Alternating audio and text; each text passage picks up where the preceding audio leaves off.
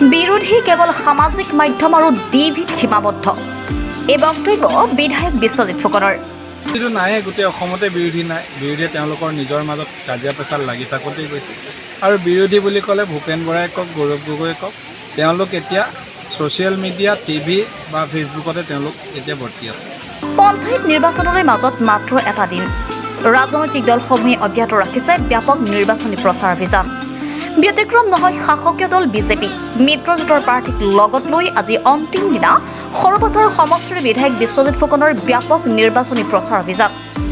আজি সৰুপথাৰ সমষ্টিৰ অন্তৰ্গত আমগুৰিত বিজেপি মিত্ৰজোঁটৰ মনোনীত চুঙাজান জিলা পৰিষদৰ প্ৰাৰ্থী জয়শ্ৰী গগৈ আৰু বিজেপি সমৰ্থিত ৱাৰ্ড সদস্যসকলৰ হৈ নিৰ্বাচনী প্ৰচাৰ অভিযানত অংশগ্ৰহণ কৰে বিধায়ক বিশ্বজিৎ ফুকনে।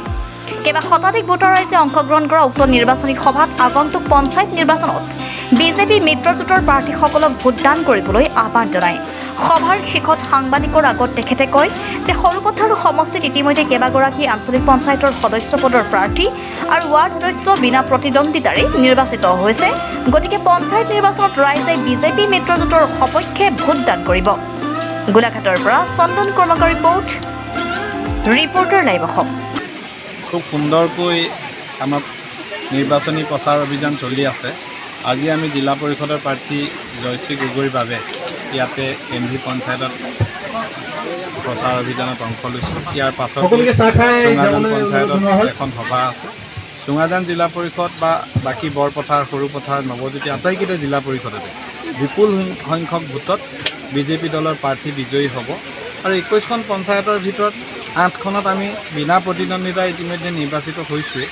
গতিকে আহি থকা দিনত যি নিৰ্বাচন হ'ব, আমি নিৰ্বাচনৰ পৰৱৰ্তী অৱস্থাত কেনেদৰে সমাজখনৰ আৰু আগুৱাই লৈ যাম, পঞ্চায়তী ৰাজ ব্যৱস্থাক কেনেদৰে আৰু শক্তিশালী কৰিম, সেই কথাও চিন্তা কৰিছোঁ। আৰু অঞ্চলটোৰ সকলোবিলাক সমস্যা পঞ্চায়তৰ জৰিয়তে যিখিনি সমাধান কৰিব পাৰি সেইখিনি কৰিবলৈ আমাৰ সদস্যসকলে কাম কৰিব। সামগ্ৰিকভাৱে অসমত কেনে হ'ব পঞ্চায়ত? বিৰোধীটো নাই, গোটেই অসমতে বিৰোধী নাই। বিৰোধীয়ে তেওঁলোকৰ নিজৰ মাজত কাজিয়া পেচাল লাগি থাকোঁতেই গৈছে।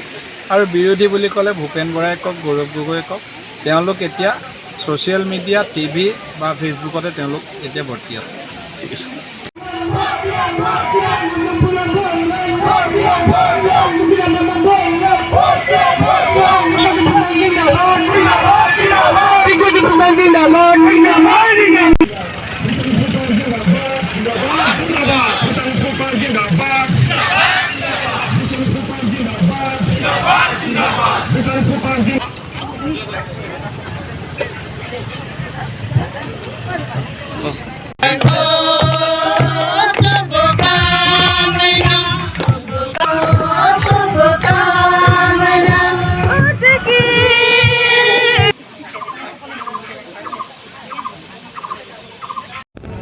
Reporter live Assam.